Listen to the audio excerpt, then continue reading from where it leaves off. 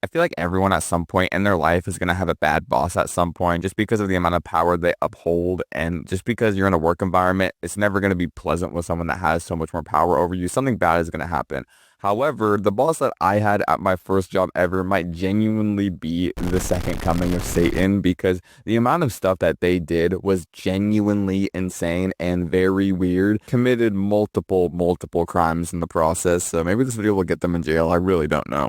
I got this job right in the beginning of senior year of high school, and it was this job at the biggest venue in the city I live in, and it was just this ice cream Dippin' Dots job, so it wasn't anything crazy, and it was a pretty simple job, so you wouldn't expect that much from it. However, the lore of this job is genuinely insane. I can make a whole entire video about all the crazy stuff that went behind the scenes with this job, but I'm just going to be talking about the boss. Now, what's inconvenient about working at a venue is you don't really get a set schedule because it's all based off of events. So calling out can definitely be crucial, and you can't really get a super secure weekdays you can work or like an hour goal. So whenever people would call off for work, the boss would get like pissed, and I mean pissed. And keep in mind, the workers are mostly high schoolers. She would be screaming and cussing out people for just calling out once or twice or they just couldn't make it. And even when you try to schedule time off for a certain time, 70% of the time the boss would say no on the app, because we use this app that you could schedule time off before you'd have to call her to call out,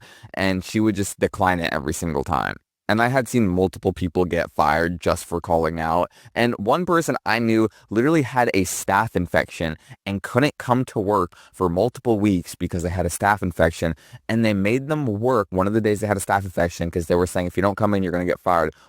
And since this venue is outside, it was really cold outside because it was during the winter. And it ended up getting him even more sick. And he had to go to the ER and try to call it the next day. And he got fired from the job. And someone else I knew that worked there tried to get time off to visit his family. 5 months in advance, said no to the time they called off for, kept trying to get it called off, said no, and then eventually went on the trip, and there's really nothing he can do about it since his parents has already bought the plane tickets and the hotels and everything, and then he just instantly got fired. But that is the tip of the iceberg. Let's talk about the managers we had.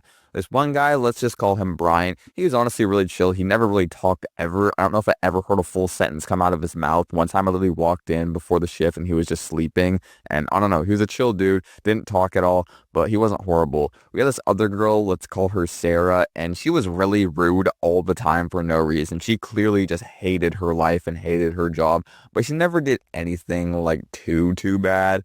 But our other manager, let's call him Jamal. Jamal was a terrible person, and I mean terrible person.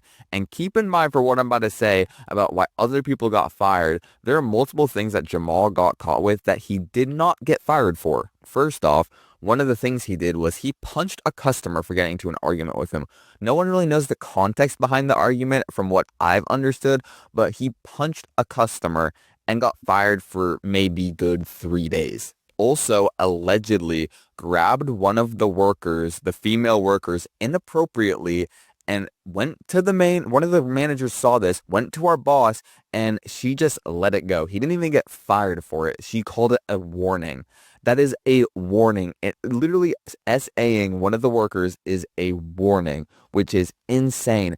And then he got caught having an affair with his wife with a 16-year-old in the parking lot. This got notified to our manager, and this was the second warning. How many warnings can this guy get? Like, what is past this? What gets past that is like, okay, that's where we crossed the line. And the reason why he never got fired was because he did so much work for the company. So no one else is going to do what he did for her. He was constantly working, did all of like the little stuff that she didn't want to do. And so basically he basically got off scot-free for anything.